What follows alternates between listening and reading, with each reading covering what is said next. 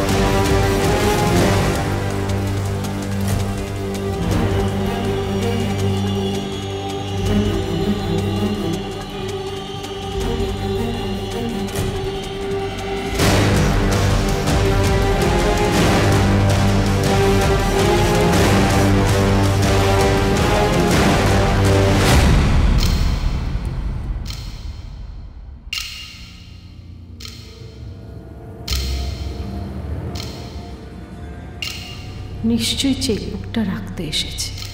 অখিল! হ্যাঁ দিদি। তুই এখানে কি করছিস আমার ঘরে? দিদি ওই এসছিলাম ওই। তুই আমার ঘরে কখন এলি? আমি কখন এলাম? এইমাত্র। আমায় কিছু বলার আছে? না মানে তোমাকে কি বলবো এটা ভাবছিলাম। হঠাৎ আমার ঘরে এলি যে? কেন এলাম?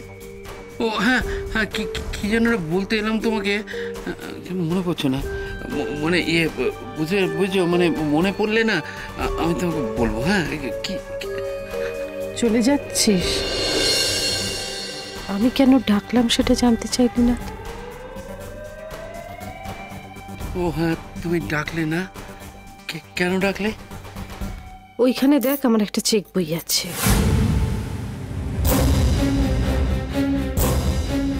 চেক বই? হ্যাঁ, চেক বই। চেক বই কি হবে? চেক বই দিয়ে কি করে? ব্যাংকে গিয়ে টাকা তুলে আনতে হবে 50,000 টাকা। চেক বইটা আমার হাতে এনে দে। দে। হ্যাঁ।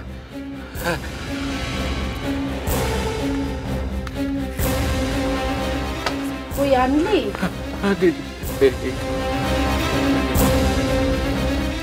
এর মধ্যে দেখবি একটা চেকে সই করা আছে। হ্যাঁ, গিয়ে ব্যাংক থেকে টাকাটা তুলে নিয়ে যা।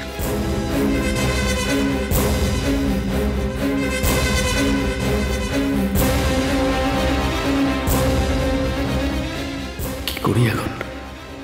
তাহলে টাকা তোলার জন্য দিদি সই করে রেখেছিল, এখন কোত্থেকে টাকা তুলবো? কিরে, চেকটা দেখলি সই করা আছে তো? হ্যাঁ, এই তো। তাড়াতাড়ি নিয়ে আসবি কেন? হ্যাঁ।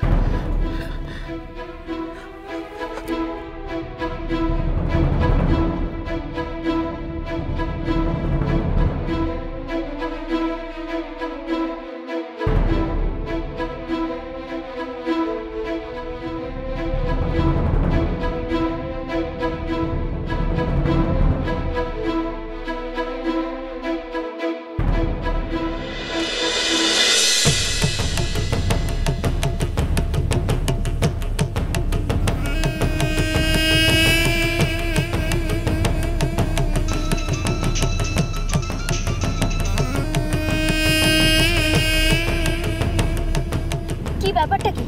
আমি এতক্ষণ ধরে চেষ্টা করছি। কত দূর এসেছেন ম্যাডাম? বড়জোর, দুলপুর। দুলপুর? হ্যাঁ, এইমাত্র পেরিয়ে এলাম। জানি তো আপনি কত দূর আসতে পারেন। বুঝতে তো পারছেন ম্যাডাম, খুব সাবধানে কাজ করতে হয়। আমি নিজেই ফোন করব বলে অপেক্ষা করছিলাম। আপনি কি কাছাকাছি এসে পড়েছেন? আর কতক্ষণ লাগবে? আর কিছুক্ষণ। হ্যাঁ, এবার কাজের কথা বলি। বলুন। টাকাটা এনেছেন? হ্যাঁ, আমার সঙ্গেই আছে। বলছিলাম যে আপনার পেছনে কোনো পুলিশ নেই তো? না না, আমার পেছনে কোনো পুলিশ নেই। একটা কথা মনে রাখবেন ম্যাডাম, আপনার সঙ্গে বা পেছনে যদি পুলিশ আসে তাহলে আপনি একবার ভালো করে দেখে নিন। না না, আমার পেছনে কেউ নেই। ঠিক আছে, মানিকপুর ঢুকে আপনি আমাকে ফোন করবেন। আচ্ছা, ফোনটা খোলা থাকবে তো? থাকবে থাকবে। আচ্ছা।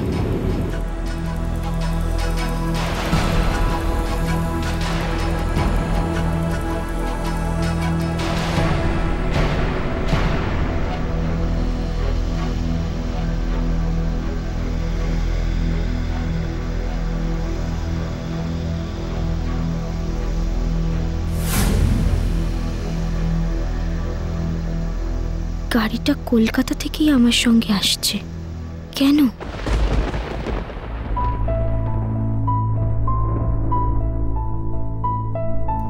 কি করবে এখন?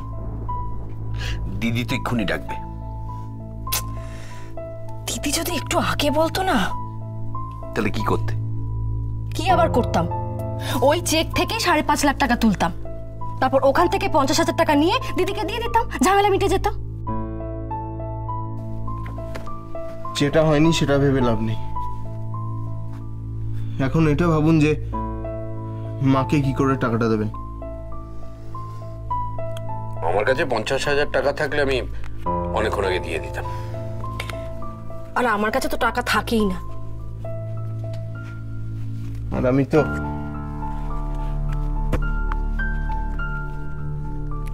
আচ্ছা মামা, মাকে অন্য কিছু বললে হয় না? কি বলবে? এই ধরুন আজকে ব্যাংক স্ট্রাইক। আগ্নে, ব্যাংক ম্যানেজারের নাম্বারটা দিদির কাছে আছে, যে কোনো মুহূর্তে দিদি ফোন করতে পারে। না, সেটা আমার করবেন, আমি শিওর। দিদি যেভাবে টাকার জন্য হাঁকপাক করছে না, করতেই পারে।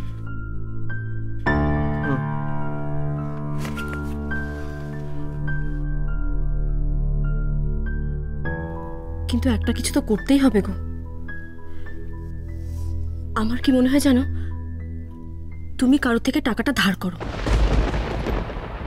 হয় টাকা ধার করো, আর না হলে অন্য কোনোভাবে টাকাটা জোগাড় করে দিদিকে দিয়ে দাও। ধার? আমি করব টাকা ধার? কে আমাকে ধার দেবে? নার্সিংহোম।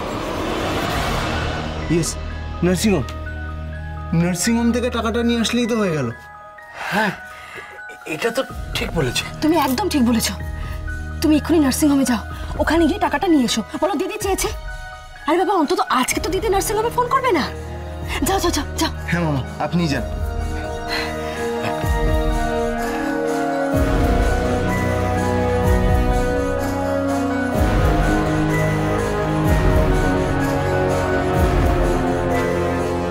একদম চিন্তা করো না রিন্টু, তোমার মামা তো নার্সিংহোমে গেছে, একটা না একটা ব্যবস্থা ঠিক হবে।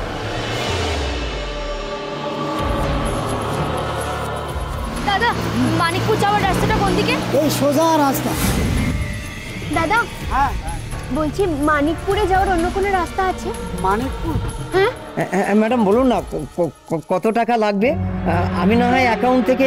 না না না না, অ্যাকাউন্ট থেকে তুলে পাঠানোর কোনো দরকার নেই। আপনি ওই টাকা থেকে কাউকে কোনো পেমেন্ট করবেন না, এমনকি আমার ছেলে আদিত্যও যদি যায় তাকেও কোনো টাকা দেবেন না, কেমন? তোমায় ছাড়া ঘুম আসে না।